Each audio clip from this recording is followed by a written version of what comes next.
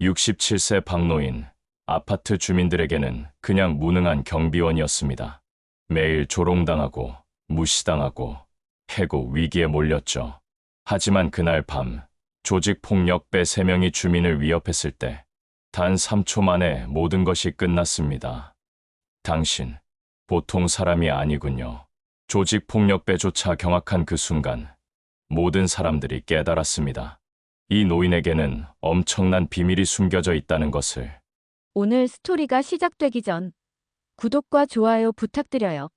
새벽 6시, 아파트 단지는 어제와 같은 평온함 속에 잠겨 있었습니다. 하지만 공기 중에는 미묘한 긴장감이 감돌고 있었죠. 2부에서 박철수의 정체가 일부 드러난 후 주민들 사이에서는 복잡한 감정들이 교차하고 있었습니다. 박철수는 여전히 평소와 같은 시간에 일어나 경비복을 입고 청소를 시작했습니다. 하지만 지나가는 주민들의 시선이 예전과는 달랐죠. 어떤 이들은 호기심 어린 눈으로, 어떤 이들은 경계하는 듯한 표정으로 바라보았습니다. 엄마, 저 아저씨가 그 사람이야? 7살 민호가 엄마 손을 잡고 지나가며 물었습니다. 민호 엄마는 박철수를 흘끗 보더니 아이를 재촉했습니다. 쓸데없는 소리 하지 말고 빨리 가자. 하지만 민호 엄마의 눈빛에는 복잡한 감정이 섞여 있었습니다. 자신의 아이를 살려준 은인이지만 동시에 정체불명의 위험한 인물일 수도 있다는 두려움이 공존하고 있었죠. 오전 7시가 되자 출근길 주민들이 하나둘씩 나타나기 시작했습니다. 그들 중 일부는 박철수에게 작은 목례를 건네기도 했지만 대부분은 여전히 무관심하거나 불편한 기색을 보였습니다. 어머, 박 아주머니. 한 주부가 다른 주부를 불러 세웠습니다. 어제 기자 이야기 들었어요? 응, 들었어. 그런데 정말 믿어져요? 저 노인이 군인이었다니. 박 아주머니가 의구심을 표했습니다. 그러게 말이에요. 아무리 봐도 그냥 평범한 할아버지 같은데. 첫 번째 주부가 고개를 저었습니다. 하지만 그들의 대화 속에는 미묘한 변화가 있었습니다. 완전한 무시에서 의구심 섞인 관심으로 바뀌고 있었던 것이죠. 그때 김민수가 등장했습니다.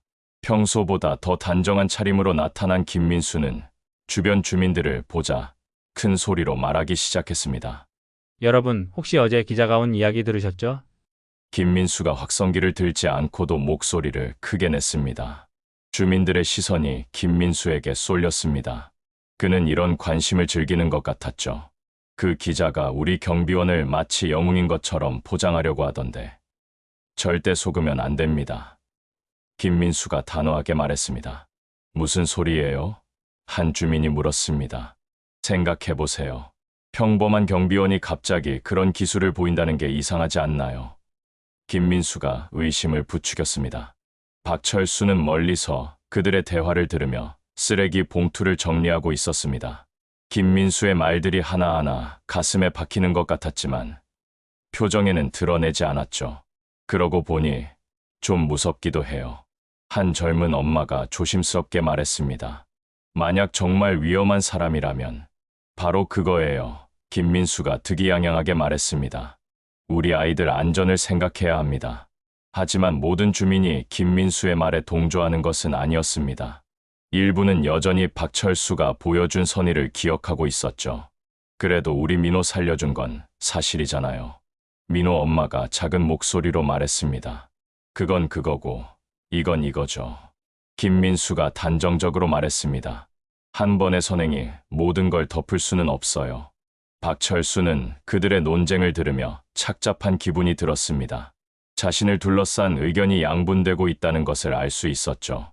시간이 흘러 오전 10시가 되자 김민수는 본격적인 여론전을 시작했습니다. 동호회 사람들을 모아놓고 다시 한번 박철수 해고의 필요성을 강조했죠. 여러분, 우리가 착각하면 안 되는 게 있어요. 김민수가 진지한 표정으로 말했습니다. 경비원 해고는 이미 결정된 사안입니다. 하지만 민호 엄마가 반대하고 있다던데요. 한 주민이 말했습니다. 그분도 아이 감정 때문에 그런 거예요. 시간이 지나면 이해하실 겁니다. 김민수가 자신 있게 답했습니다.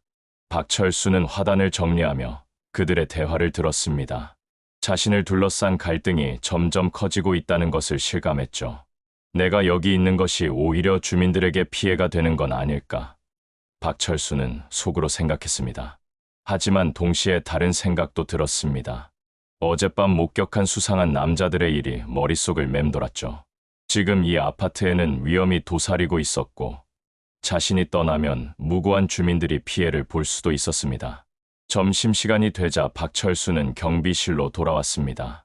작은 도시락을 꺼내놓고 혼자 식사를 준비했죠. 창밖으로는 여전히 주민들의 대화 소리가 들려왔습니다. 진짜 복잡해졌네. 한 주민이 한숨을 쉬며 말했습니다. 그러게, 좋은 사람인지 위험한 사람인지 도무지 모르겠어. 다른 주민이 동조했습니다. 박철수는 젓가락을 들다가 잠시 멈췄습니다. 자신이 이 사람들에게 어떤 존재인지 다시 한번 생각해보게 되었죠. 그때 창밖으로 익숙한 인물이 보였습니다. 박은지였죠. 기자는 아파트 입구에서 주민들과 이야기를 나누고 있었습니다. 아마도 어제의 일에 대해 후속 취재를 하는 것 같았습니다. 박철수는 박은지의 모습을 보며 복잡한 감정이 들었습니다. 자신의 정체를 알아낸 유일한 사람이었지만 동시에 자신의 평온한 일상을 흔든 장본인이기도 했죠. 이제 어떻게 될까? 박철수는 속으로 중얼거렸습니다. 하지만 무엇보다 걱정되는 것은 주민들의 안전이었습니다. 김민수를 포함한 일부 주민들이 자신을 경계하고 있는 상황에서 정작 진짜 위험이 닥쳤을 때 과연 도움을 줄 수 있을지 의문이었죠. 오후가 되자 아파트 단지의 분위기는 더욱 미묘해졌습니다. 박철수를 지지하는 소수와 그를 경계하는 다수, 그리고 중립을 지키려는 사람들로 나뉘어 있었죠. 박철수는 이런 상황 속에서도 묵묵히 자신의 일을 계속했습니다. 하지만 마음 한편으로는 큰 변화가 다가오고 있다는 것을 느끼고 있었습니다. 오후 2시, 박은지는 아파트 단지 벤치에 앉아 박철수의 일거수일투족을 관찰하고 있었습니다.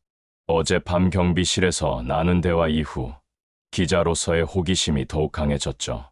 특수부대 출신이라는 충격적인 사실을 알았지만 여전히 풀리지 않는 의문들이 많았습니다. 박철수는 평소와 같이 화단을 정리하고 있었습니다. 하지만 박은지의 예리한 관찰력으로는 그의 움직임 하나하나가 이전과는 다르게 보였죠.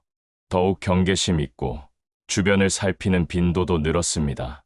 뭔가 준비하고 있는 거야. 박은지가 속으로 중얼거렸습니다.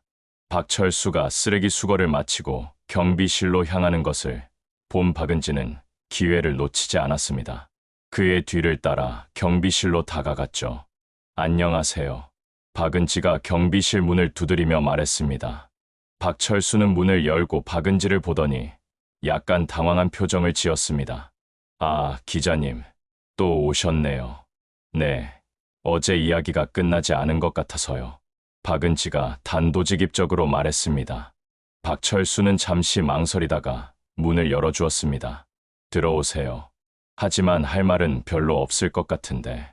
박은지는 경비실에 들어가 의자에 앉았습니다. 그리고 바로 핵심을 찔렀죠. 아저씨, 군인 맞죠? 박철수의 손이 순간 멈췄습니다. 물컵을 들려던 손이 미세하게 떨렸죠. 하지만 곧 평정을 되찾으며 고개를 저었습니다. 아닌데요. 뭔 군인이에요. 박철수가 짧게 부인했습니다. 하지만 박은지는 그의 반응을 놓치지 않았습니다.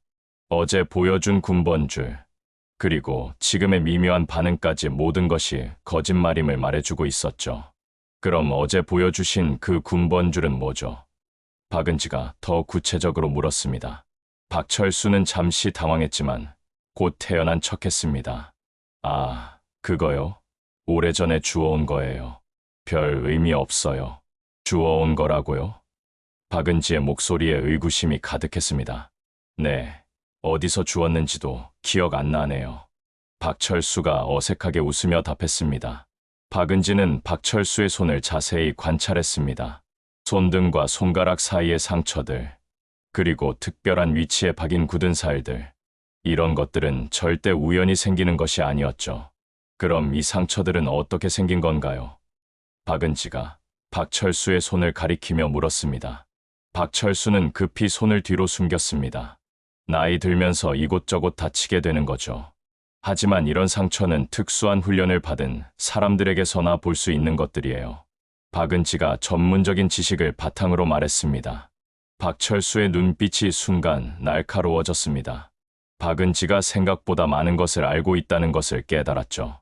기자님은 어디서 그런 걸 배우신 거죠? 박철수가 되묻었습니다. 제 아버지가 군인 출신이거든요. 어릴 때부터 그런 이야기들을 많이 들었어요. 박은지가 설명했습니다. 박철수는 더욱 경계심을 드러냈습니다. 자신의 정체가 점점 더 노출되고 있다는 것을 느꼈죠. 그리고 어제 술 취한 사람을 제압하는 기술도 봤어요. 박은지가 계속해서 증거들을 제시했습니다. 그런 건 일반인이 할 수 있는 게 아니죠. 그냥 운이 좋았던 거예요. 박철수가 여전히 부인했습니다. 운이요? 박은지가 믿을 수 없다는 표정을 지었습니다. 그렇게 정확하고 완벽한 제압이 운이라고요?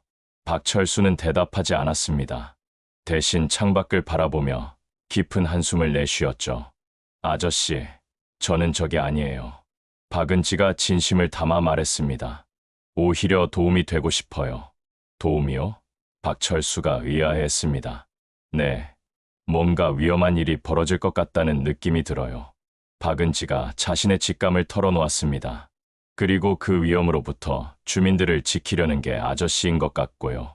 박철수의 표정이 변했습니다. 박은지의 말이 전곡을 찔렀기 때문이죠. 기자님, 박철수가 조심스럽게 말했습니다. 정말 위험할 수도 있어요. 어떤 위험인지 말씀해 주세요.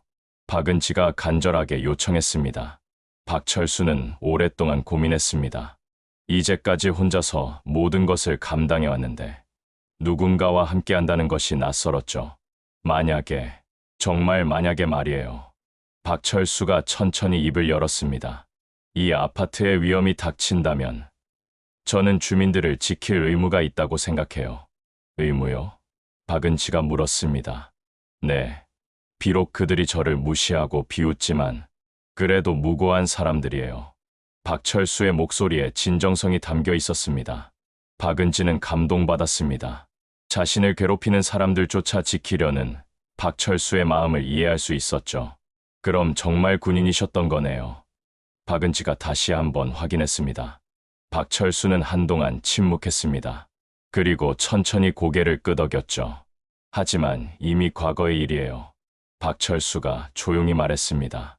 지금은 그냥 평범한 경비원일 뿐이죠. 평범하지 않으시잖아요. 박은지가 미소를 지으며 말했습니다. 박철수도 처음으로 진짜 미소를 보였습니다. 오랜만에 자신을 이해해주는 사람을 만난 기분이었죠. 기자님, 하나만 약속해 주세요. 박철수가 진지하게 말했습니다. 뭐려? 박은지가 물었습니다. 제 정체에 대해서는 아직 기사로 쓰지 말아주세요. 박철수가 간청했습니다. 왜요? 박은지가 궁금해했습니다. 아직 때가 아니에요. 그리고 박철수가 말을 멈췄습니다. 그리고 뭐요? 박은지가 재촉했습니다. 정말 위험한 상황이 올 수도 있어요. 그때까지는 제가 누군지 숨겨야 합니다. 박철수가 설명했습니다. 박은지는 박철수의 진지한 표정을 보며 고개를 끄덕였습니다.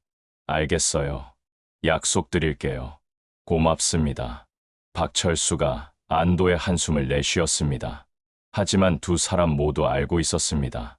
이것은 시작에 불과하다는 것을 말이에요. 그날 밤 11시, 아파트 단지 주변은 평소보다 어두워 보였습니다. 가로등 몇 개가 고장 난 것처럼 깜빡거리고 있었고, 단지 입구에는 낯선 검은색 승용차 두 대가 정차해 있었죠. 박철수는 야간 순찰을 하던 중 그 차들을 발견했습니다.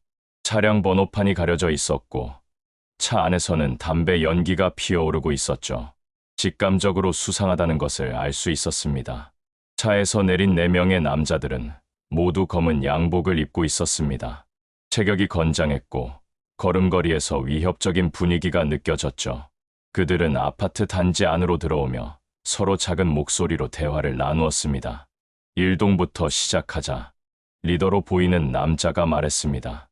재건축 동의서는 준비됐나? 다른 남자가 확인했습니다. 당연하지. 이번엔 거부할 수 없게 만들어야 해. 세 번째 남자가 비웃으며 답했습니다. 박철수는 멀리서 그들의 대화를 들으며 긴장했습니다. 재건축 동의서를 강제로 받아내려는 조직원들이 분명했죠. 남자들은 일동으로 향했습니다. 엘리베이터를 타지 않고 계단을 이용하는 것도 의심스러웠죠. 박철수는 조심스럽게 그들을 따라갔습니다. 5층에 도착한 남자들은 503호 문 앞에 섰습니다. 그곳은 혼자 사는 박영수 할아버지 집이었죠. 누구세요? 박영수의 떨리는 목소리가 들려왔습니다. 재건축 관련해서 왔습니다. 문 좀 열어주세요.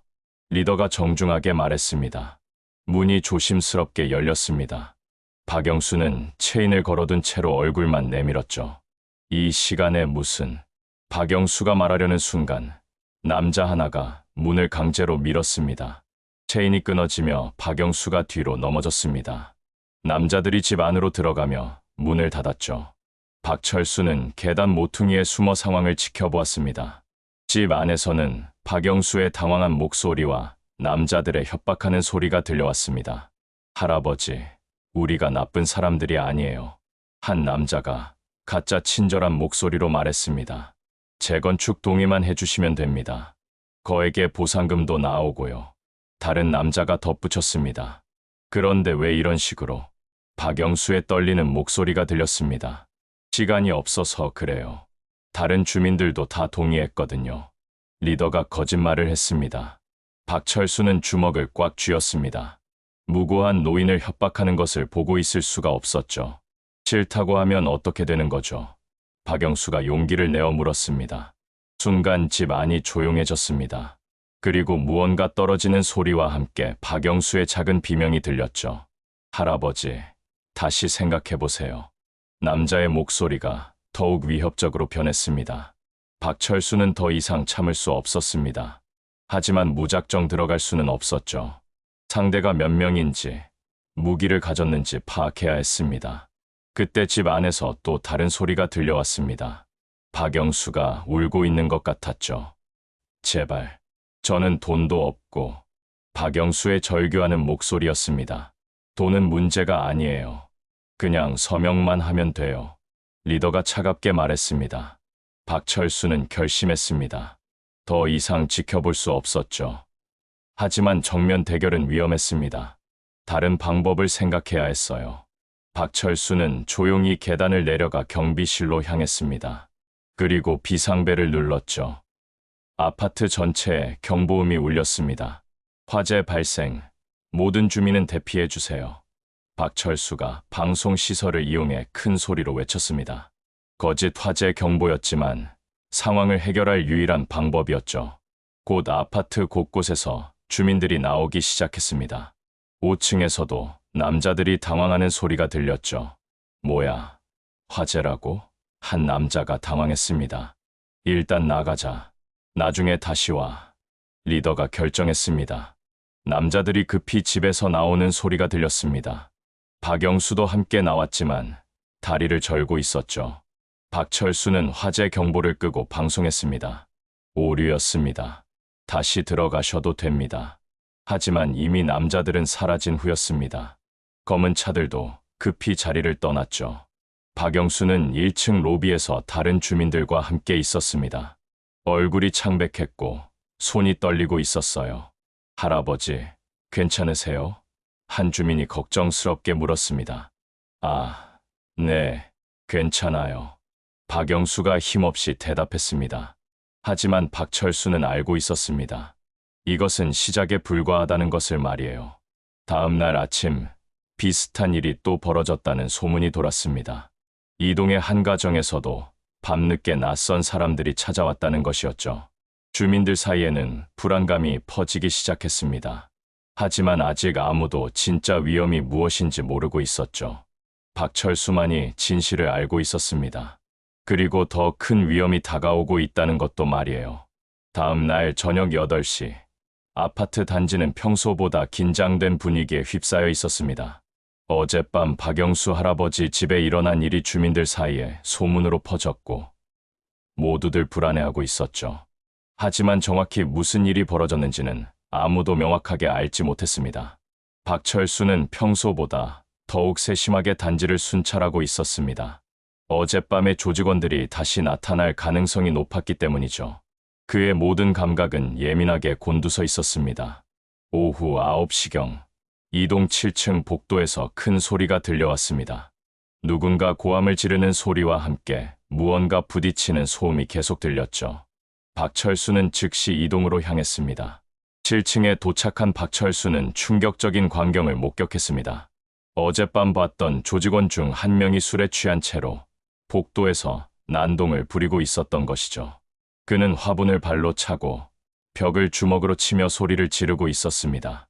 이 망할 아파트, 왜 이렇게 오래 걸리는 거야? 조직원이 술 냄새를 풍기며 고함쳤습니다. 복도에는 몇몇 주민들이 문틈으로 상황을 지켜보고 있었지만 아무도 나서지 못하고 있었죠. 남자의 체격이 건장했고 완전히 이성을 잃은 상태였기 때문입니다. 여보, 112 신고해.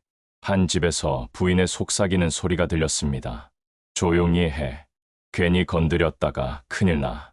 남편이 제지하는 소리도 들렸죠. 그때 조직원이 701호 문을 발로 차기 시작했습니다. 그 집에는 어린 아이가 있다는 것을 박철수는 알고 있었죠. 나와, 동의서에 서명 안 할 거면 나와서 얘기해. 조직원이 문을 계속 발로 찼습니다. 집 안에서는 아이의 울음소리가 들렸습니다. 엄마가 아이를 달래는 소리도 함께 들렸죠. 박철수는 더 이상 참을 수 없었습니다. 조용히 조직원에게 다가가며 말했습니다. 아저씨, 그만하시죠. 조직원이 박철수를 보더니 비웃었습니다. 뭐야, 늙은이가? 꺼져. 주민들이 무서워하고 있어요. 조용히 해주세요. 박철수가 차분하게 말했습니다. 내가 왜 늙은이 말을 들어야 하는데? 조직원이 박철수에게 다가오며 위협했습니다. 박철수는 한 발 뒤로 물러나며 양손을 들었습니다. 싸우자는 게 아니에요. 그냥 조용히 해달라는 거죠. 하지만 조직원은 더욱 흥분했습니다. 뭐, 나한테 명령해? 이 망할 경비원이. 조직원이 주먹을 휘둘렀습니다. 하지만 박철수는 마치 예상한 듯 몸을 틀어 쉽게 피했죠. 그 움직임은 너무나 자연스러웠습니다. 조직원이 당황했습니다. 박철수는 여전히 공격적인 자세를 취하지 않았습니다. 아저씨, 다치실 수 있어요. 하지만 조직원은 더욱 화가 났습니다. 이 할아버지가 나를 피해? 조직원이 다시 공격해왔습니다. 이번에는 더욱 거칠게 주먹을 휘둘렀죠. 하지만 박철수는 마치 춤을 추듯 우아하게 피하며 동시에 조직원의 손목을 부드럽게 잡았습니다. 조직원이 고통스러워했습니다. 박철수는 특별한 압박점을 눌러 조직원을 무력화시켰습니다. 아프지 않게, 하지만 확실하게 움직일 수 없도록 만든 것이죠. 진정하세요. 박철수가 조용히 말했습니다. 조직원은 자신이 완전히 제압당했다는 것을 깨달았습니다. 아무리 힘을 써도 움직일 수 없었죠. 복도 곳곳에서 문이 조금씩 열리며 주민들이 상황을 지켜보기 시작했습니다. 모두들 놀란 표정이었죠. 저게 어떻게 가능한 거지? 한 주민이 속삭였습니다. 경비원 아저씨가 저런 실력이 있었어. 다른 주민도 놀라워했습니다. 박철수는 조직원을 벽에 기대어 앉히고 손목에서 손을 뗐습니다. 조직원은 완전히 기운이 빠진 상태였죠. 이제 조용히 가세요. 박철수가 말했습니다. 조직원은 박철수를 노려보며 일어났습니다. 이런 늙은이가. 하지만 박철수의 눈빛을 본 순간 조직원은 말을 멈췄습니다. 그 눈에서 평소 볼 수 없던 차가운 기운을 느꼈기 때문이죠. 다음에 또 이런 일 있으면 가만 안 둡니다. 박철수가 낮은 목소리로 경고했습니다. 조직원은 더 이상 말대꾸하지 못하고 엘리베이터를 향해 걸어갔습니다. 완전히 기가 죽은 모습이었죠. 주민들이 하나둘씩 복도로 나와 박철수를 바라보았습니다. 모두들 믿을 수 없다는 표정이었어요. 경비원 아저씨, 대단하시네요. 701호 아줌마가 감사하다는 표정으로 말했습니다. 별거 아니에요. 박철수가 겸손하게 답했습니다. 하지만 바로 그때 김민수가 나타났습니다. 누군가 연락을 했나 봤죠. 무슨 일이에요? 김민수가 상황을 파악하려 했습니다. 조금 전에 취객이 난동 부렸는데 경비원 아저씨가 말려주셨어요. 한 주민이 설명했습니다. 김민수의 표정이 굳어졌습니다. 말렸다고요? 네. 정말 대단하셨어요. 다른 주민도 칭찬했습니다. 하지만 김민수는 다른 반응을 보였습니다. 잠깐만요. 어떻게 말린 거예요? 그냥 진정시켜 주셨어요. 주민이 애매하게 답했습니다. 구체적으로 어떻게요? 김민수가 더 추궁했습니다. 박철수는 불편한 기색을 보였습니다. 김민수가 문제를 만들려 한다는 것을 눈치챘기 때문이죠. 폭력을 쓰신 건 아니죠. 김민수가 직설적으로 물었습니다. 폭력이라니요. 한 주민이 반박하려 했습니다. 아니에요. 폭력이에요. 김민수가 단호하게 말했습니다. 경비원이 주민에게 손을 대는 것 자체가 폭력이죠. 주민들이 당황했습니다. 방금 전까지 감사해 하던 분위기가 순식간에 바뀌었기 때문이죠. 하지만 우리를 도와준 건데 701호 아줌마가 말하려 했습니다. 도와준 게 아니라 폭력을 쓴 거예요. 김민수가 목소리를 높였습니다. 이런 위험한 사람을 경비원으로 둘 순 없어요. 박철수는 억울했지만 아무 말도 하지 않았습니다. 변명해봐야 소용없다는 것을 알고 있었기 때문이죠. 결국 주민들은 하나둘씩 집으로 들어갔고 복도에는 박철수와 김민수만 남았습니다. 김민수는 박철수를 째려보며 말했습니다. 이번 일로 확실해졌어요. 당신은 위험한 사람이에요. 박철수는 대답하지 않고 조용히 자리를 떠났습니다. 하지만 마음속으로는 더 큰 폭풍이 다가오고 있음을 느끼고 있었죠. 어젯밤 이동에서 벌어진 일은 삽시간에 아파트 단지 전체로 퍼졌습니다. 하지만 이야기는 사람마다 다르게 전해졌죠. 어떤 이는 박철수가 영웅적으로 주민들을 구했다고 했고, 어떤 이는 경비원이 폭력을 썼다고 말했습니다. 오전 9시, 단지 곳곳에서는 주민들의 수군거림이 끊이지 않았습니다. 정말 무서웠대요. 그 사람이 문을 발로 차면서 소리 지르는데 한 주부가 다른 주부에게 말했습니다. 그럼 경비원 아저씨가 어떻게 했다는 거예요? 상대방이 궁금해했습니다. 글쎄요. 어떻게 했는지는 모르겠는데 순식간에 조용해졌다더라고요. 첫 번째 주부가 답했습니다. 하지만 김민수 주변의 사람들은 완전히 다른 이야기를 하고 있었습니다. 경비원이 폭력을 썼다는 거 아니에요. 김민수의 측근 중 하나가 말했습니다. 맞아요. 아무리 좋은 의도라고 해도 폭력은 폭력이죠. 다른 사람이 동조했습니다. 이런 상반된 의견들이 주민들을 더욱 혼란스럽게 만들었습니다. 점심시간이 되자 상황은 더욱 복잡해졌습니다. 어젯밤 직접 목격한 701호 아줌마 김순이가 다른 주민들과 대화를 나누고 있었죠. 정말 다행이었어요. 그 사람이 우리 집 문을 계속 발로 차는데 아이가 얼마나 무서워했는지 김순이가 떨리는 목소리로 말했습니다. 그래서 경비원 아저씨가 어떻게 하셨는데요? 옆에 있던 주민이 물었습니다. 정확히는 모르겠지만 싸우지 않고 조용히 해결해 주셨어요. 정말 신기했어요. 김순이가 설명했습니다. 폭력을 쓰지 않았다는 말씀이신가요? 다른 주민이 확인했습니다. 네, 전혀요. 오히려 상대방이 다치지 않게 조심스럽게 하시더라고요. 김순이가 증언했습니다. 하지만 이런 증언에도 불구하고 의견은 여전히 갈렸습니다. 특히 김민수 측은 계속해서 의심의 눈초리를 보내고 있었죠. 오후가 되자 새로운 소문이 돌기 시작했습니다. 지난 며칠간 단지 근처에서 수상한 사람들이 계속 목격되고 있다는 것이었죠.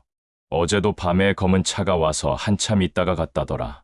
한 할머니가 말했습니다. 그러게 요즘 이상한 사람들이 자꾸 돌아다니는 것 같아. 다른 할머니가 걱정스럽게 답했습니다. 이런 불안감 속에서 일부 주민들은 박철수에 대해 다시 생각해 보기 시작했습니다. 그래도 경비원 아저씨가 있으면 든든하긴 해. 한 아주머니가 작은 목소리로 속삭였습니다. 맞아. 어젯밤에도 우리를 지켜주셨잖아. 다른 아주머니가 동조했습니다. 하지만 이런 속삭임들은 여전히 조심스럽게 이루어졌습니다. 김민수와 그의 지지자들 때문에 공개적으로 박철수를 지지하기가 어려웠거든요. 저녁이 되자 주민들의 불안감은 더욱 커졌습니다. 어제와 같은 일이 또 벌어질까봐 걱정하는 사람들이 많았죠. 오늘 밤에도 올까요? 한 젊은 엄마가 불안해했습니다. 글쎄요, 모르겠어요. 하지만 문단속은 확실히 해야겠어요. 다른 엄마가 답했습니다. 박철수는 경비실에서 이런 주민들의 반응을 지켜보고 있었습니다. 자신 때문에 주민들이 갈등하고 있다는 것이 마음 아팠지만 동시에 진짜 위험이 다가오고 있다는 것도 알고 있었죠. 이들은 모른다. 박철수가 속으로 생각했습니다. 내가 어떤 전장을 지나왔는지, 그리고 지금 어떤 위험이 다가오고 있는지도. 창밖으로는 여전히 평화로운 아파트 단지의 모습이 보였습니다. 하지만 박철수의 훈련된 눈에는 곳곳에 위험의 신호가 포착되고 있었죠. 밤이 되자 주민들은 평소보다 일찍 집에 들어갔습니다. 그리고 문단속을 더욱 철저히 했죠. 단지 전체에 불안한 기운이 감돌고 있었습니다. 하지만 모든 주민이 박철수를 의심하는 것은 아니었습니다. 어젯밤 도움을 받은 김순희를 비롯해 몇몇 주민들은 여전히 그에게 고마워하고 있었죠. 경비원 아저씨, 고생 많으세요. 김순희가 경비실 앞을 지나가며 작은 목소리로 인사했습니다. 박철수는 고개를 끄덕이며 답례했습니다. 이런 작은 배려가 큰 위로가 되었죠. 하지만 대부분의 주민들은 여전히 눈치를 보며 박철수를 대했습니다. 김민수의 영향력이 워낙 컸기 때문이죠. 밤 10시가 되자 단지는 평소보다 더욱 조용해졌습니다. 주민들의 불안감이 그대로 드러나는 것 같았죠. 박철수는 야간 순찰을 시작하며 단지 곳곳을 살펴보았습니다. 오늘 밤에도 수상한 움직임이 있을지 모른다는 생각이 들었거든요. 그리고 박철수의 예감은 틀리지 않았습니다. 멀리서 다시검은 차 한 대가 단지 근처를 서성거리고 있는 것이 보였거든요. 시작됐군. 박철수가 속으로 중얼거렸습니다. 주민들은 모르고 있었지만 진짜 위험은 이제부터 시작이었습니다. 다음 날 오전, 박은지는 서울 시내의 한 도서관에 앉아 노트북 화면을 뚫어져라 쳐다보고 있었습니다. 어제부터 박철수에 대한 정보를 찾기 위해 밤새 조사를 하고 있었거든요. 군 관련 기록들을 샅샅이 뒤지고 있었습니다. 박철수. 박은지가 중얼거리며 검색창에 이름을 입력했습니다. 하지만 일반적인 검색으로는 특별한 정보를 찾을 수 없었습니다.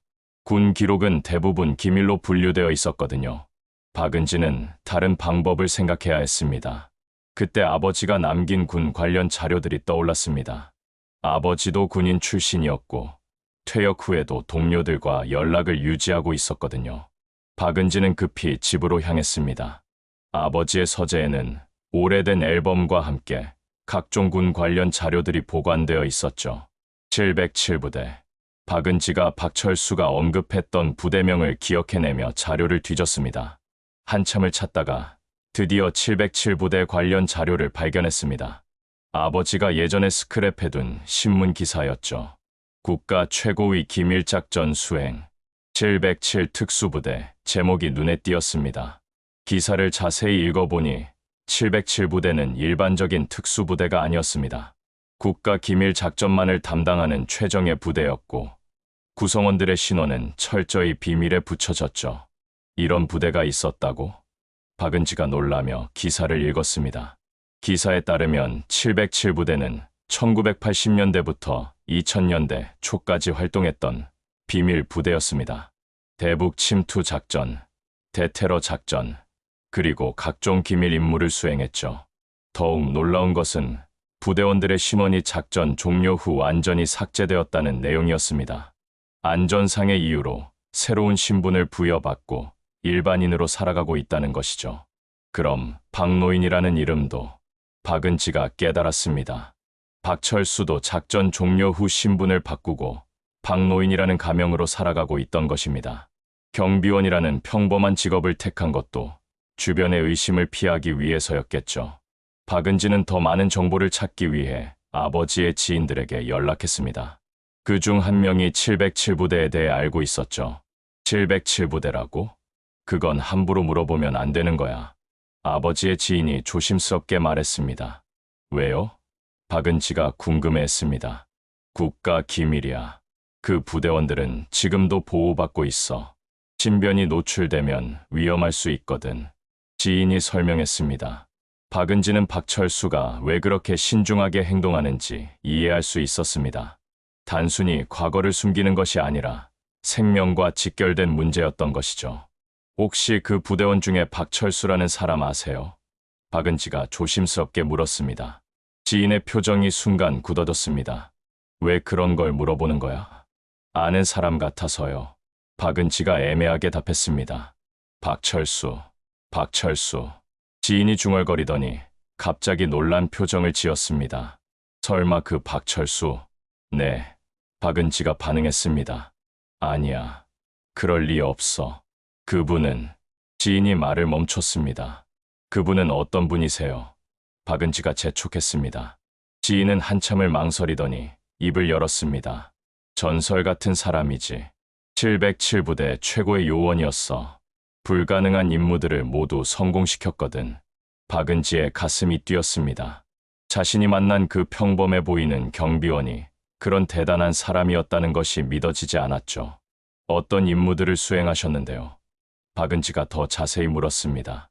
그건 말할 수 없어. 하지만 이만큼은 말할 수 있지. 그분이 없었다면 우리나라에 큰 위기가 왔을 거야. 지인이 진지하게 말했습니다. 박은지는 더 많은 정보를 얻기 위해 다른 자료들도 찾아보았습니다. 인터넷 검색과 각종 기록들을 통해 퍼즐을 맞춰가기 시작했죠. 707부대는 정말로 특별한 부대였습니다. 일반 특수부대와는 차원이 다른 임무들을 수행했고, 부대원들은 모두 최고 수준의 전문가들이었죠. 그런 사람이 왜 아파트 경비원으로? 박은지가 의문을 품었습니다. 하지만 생각해보니 이해가 되었습니다. 가장 평범한 직업을 택해서 주변의 관심을 피하려 했던 것이죠. 하지만 위기 상황에서는 본래의 실력이 드러날 수밖에 없었습니다. 박은지는 더욱 확신을 가지게 되었습니다. 박철수는 단순한 경비원이 아니라 국가를 위해 목숨을 걸고 싸웠던 진짜 영웅이었던 것이죠. 하지만 동시에 걱정도 되었습니다. 그런 배경을 가진 사람이 평범한 아파트 경비원으로 살고 있다는 것은 뭔가 위험이 다가오고 있다는 신호일 수도 있었거든요. 박은지는 노트에 지금까지 알아낸 내용들을 정리했습니다. 707부대 출신, 국가 기밀 작전 수행, 신분 변경, 그리고 현재 상황까지 모든 것이 연결되고 있었죠. 이제 더 확실해졌어. 박은지가 생각했습니다. 그분은 정말 대단한 분이야. 그런데 왜 지금 그런 곳에서? 박은지는 급히 아파트로 향했습니다. 박철수와 다시 대화할 필요가 있었거든요. 이제는 그의 진정한 정체를 알았으니 더 깊이 있는 이야기를 나눌 수 있을 것 같았습니다. 하지만 박은지가 아직 모르는 것이 하나 있었습니다. 박철수가 그곳에 있는 진짜 이유가 무엇인지 말이에요. 그날 밤 11시, 아파트 단지는 불안한 정적에 휩싸여 있었습니다. 박은지가 오후에 찾아와 707부대에 대해 알고 있다고 말했을 때 박철수는 모든 것이 변하기 시작했다는 것을 느꼈죠. 이제 더 이상 숨길 수 없는 상황이 다가오고 있었습니다. 박철수는 평소보다 더욱 예민하게 단지를 순찰하고 있었습니다. 지난 며칠간의 징후들을 종합해보면 오늘 밤에는 분명히 큰 일이 벌어질 것 같았거든요. 자정이 조금 넘은 시각 3동 12층에서 비명소리가 들려왔습니다. 여자의 날카로운 비명이었죠. 박철수는 즉시 3동으로 향했습니다. 12층 복도에 도착한 박철수는 충격적인 광경을 목격했습니다. 1203호 이정호 집 앞에 3명의 조직원들이 서 있었고 그들은 이정호를 복도 벽에 밀어붙이고 있었죠. 마지막 경고다. 내일까지 서명 안 하면 어떻게 될지 알지. 리더격인 남자가 위협적으로 말했습니다. 이정호의 아내가 현관문 뒤에서 두려움에 떨며 지켜보고 있었습니다. 그녀의 비명이 아까 들렸던 소리였죠. 제발, 시간을 좀 더 주세요. 이정호가 떨리는 목소리로 애원했습니다. 시간은 이미 충분히 줬어. 다른 조직원이 이정호의 셔츠 깃을 움켜쥐었습니다. 바로 그때 박철수가 나타났습니다. 무슨 일이신가요? 조직원들이 박철수를 보더니 비웃었습니다. 경비원 할아버지네. 어서 가세요. 여기 볼 일 없어요. 주민이 곤란해하고 계신 것 같은데요. 박철수가 차분하게 말했습니다. 곤란한 게 아니라 업무상 대화하는 거예요. 리더가 거짓말을 했습니다. 하지만 박철수는 이정호의 표정에서 진짜 공포를 읽을 수 있었습니다. 이것은 단순한 대화가 아니었죠. 이정호 씨, 괜찮으세요? 박철수가 직접 물었습니다. 이정호는 대답하려다가 조직원들의 눈치를 보며 말을 멈췄습니다. 할아버지, 정말 가시는 게 좋을 거예요. 한 조직원이 박철수에게 다가오며 협박했습니다. 죄송하지만 주민의 안전이 걱정되네요. 박철수가 한 발짝도 물러서지 않았습니다. 조직원들은 서로 눈짓을 주고받았습니다. 그리고 리더가 결정을 내렸죠. 이 고집 센 할아버지를 어떻게 할까? 리더가 냉소적으로 말했습니다. 순간 한 조직원이 박철수에게 주먹을 날렸습니다. 하지만 박철수는 마치 예상한 듯 몸을 틀어 피했죠. 그 움직임은 너무나 자연스러웠습니다. 뭐야? 조직원이 당황했습니다. 다른 조직원이 뒤에서 박철수를 붙잡으려 했습니다. 하지만 박철수는 뒤돌아보지도 않고 팔꿈치로 정확히 상대의 명치를 가격했죠. 으악, 조직원이 고통스러워하며 뒤로 물러났습니다. 리더가 놀란 표정으로 박철수를 바라보았습니다. 이 할아버지가? 박철수의 눈빛이 완전히 변했습니다. 평소의 온순한 모습은 온데간데 없고 차가우면서도 예리한 시선이었죠. 주민에게 손대지 마세요. 박철수가 낮고 단호한 목소리로 말했습니다. 3명의 조직원이 동시에 덤벼들었습니다. 하지만 박철수의 움직임은 마치 춤을 추는 것 같았죠. 상대들의 공격을 모두 피하면서 동시에 정확한 반격을 가했습니다. 몇 초 만에 3명 모두 바닥에 쓰러져 있었습니다. 다치지는 않았지만 완전히 무력화된 상태였죠. 이정호와 그의 아내는 믿을 수 없다는 표정으로 지켜보았습니다. 평소에 보던 그 온순한 경비원이 이런 실력을 가지고 있다는 것이 충격적이었거든요. 다시는 이런 식으로 주민들을 괴롭히지 마세요. 박철수가 조직원들에게 경고했습니다. 리더가 일어나며 박철수를 째려보았습니다. 당신, 보통 사람이 아니군요. 그냥 평범한 경비원입니다. 박철수가 평온하게 답했습니다. 평범한 경비원이 이런 실력을? 리더가 의심스러워했습니다. 박철수는 대답하지 않았습니다. 대신 조직원들을 향해 고개를 끄덕였죠. 가라는 의미였습니다.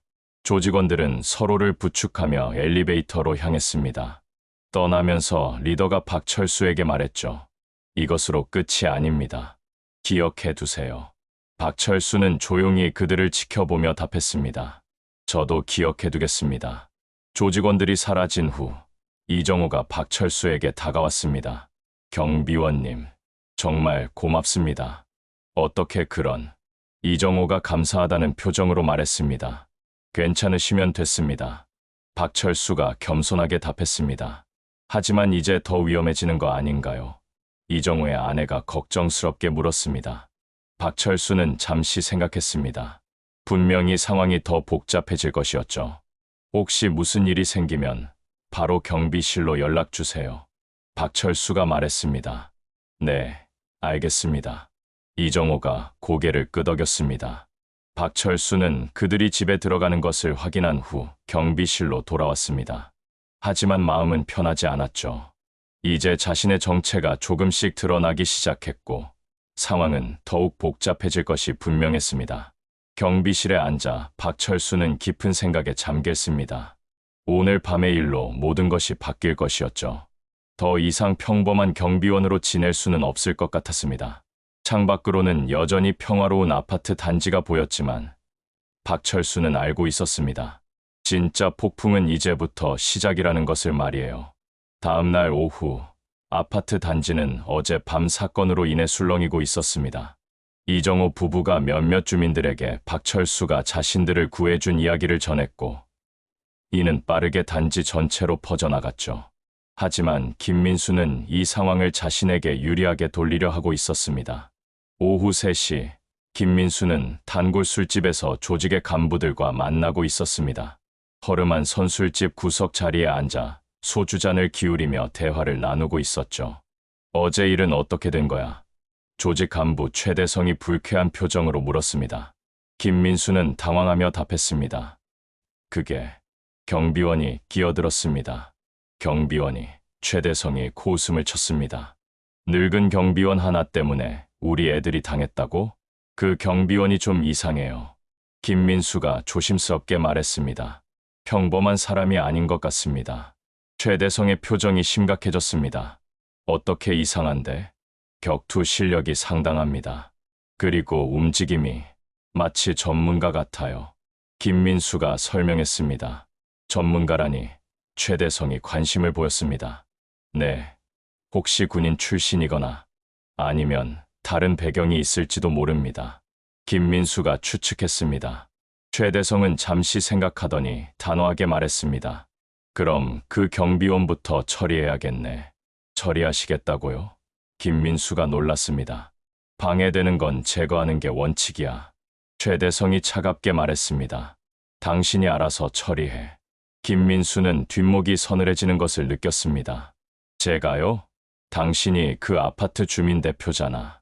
내부 사정을 가장 잘 알고 있고, 최대성이 설명했습니다. 하지만 어떻게 하라는 건지 김민수가 망설였습니다. 방법은 당신이 알아서 해. 중요한 건 그 경비원이 더 이상 방해하지 못하게 만드는 거야. 최대성이 위협적으로 말했습니다. 김민수는 소주를 한 잔 들이켰습니다. 상황이 자신의 통제를 벗어나고 있다는 것을 느꼈죠. 시간이 얼마나 걸릴 것 같아? 최대성이 물었습니다. 며칠, 아니, 일주일 정도면. 김민수가 어색하게 답했습니다. 너무 오래 걸리네. 3일 안에 해결해. 최대성이 단호하게 말했습니다. 김민수는 고개를 끄덕일 수밖에 없었습니다. 이미 돌이킬 수 없는 선을 넘어버렸거든요. 한편 같은 시각 박은지는 아파트 단지 근처 카페에서 박철수를 기다리고 있었습니다. 어제 707 부대에 대해 조사한 결과를 전하기 위해 만남을 요청했던 것이죠. 오후 4시 박철수가 카페에 도착했습니다. 평소보다 더욱 조심스러운 표정이었죠. 기자님, 이렇게 공개적인 장소에서 만나는 게 좋을까요? 박철수가 우려를 표했습니다. 네, 오히려 사람이 많은 곳이 안전할 수도 있어요. 박은지가 답했습니다. 박철수는 주변을 한번 살피고 나서 박은지 맞은편에 앉았습니다. 707 부대에 대해 알아봤어요. 박은지가 직설적으로 말했습니다. 박철수의 표정이 굳어졌습니다. 뭘 알아내셨는데요?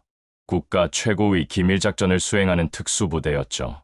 그리고 작전 종료 후 부대원들은 신분을 바꿔 일반인으로 살아가고 있다고 박은지가 설명했습니다. 박철수는 한참 동안 말이 없었습니다. 자신의 과거가 완전히 노출되었다는 것을 깨달았죠. 아저씨는 그 부대 최고의 요원이었다고 하더군요. 박은지가 계속했습니다. 과거 일입니다.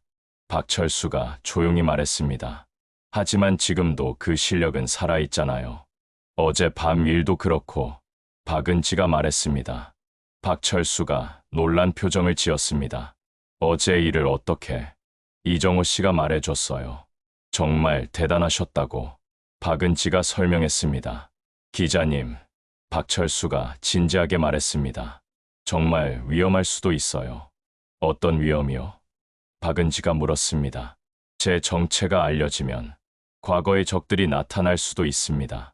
박철수가 우려를 표했습니다. 박은지는 박철수의 진지한 표정을 보며 상황의 심각성을 깨달았습니다. 그럼 왜 여기에 계신 거예요? 박은지가 물었습니다. 박철수는 오랫동안 망설이다가 입을 열었습니다. 이 아파트에 위험이 다가오고 있습니다. 위험이요? 박은지가 관심을 보였습니다. 재건축 관련 조직이 주민들을 위협하고 있어요. 그리고 김민수가 그들과 연결되어 있습니다. 박철수가 설명했습니다. 박은지는 충격을 받았습니다. 김민수가요? 네, 확실합니다.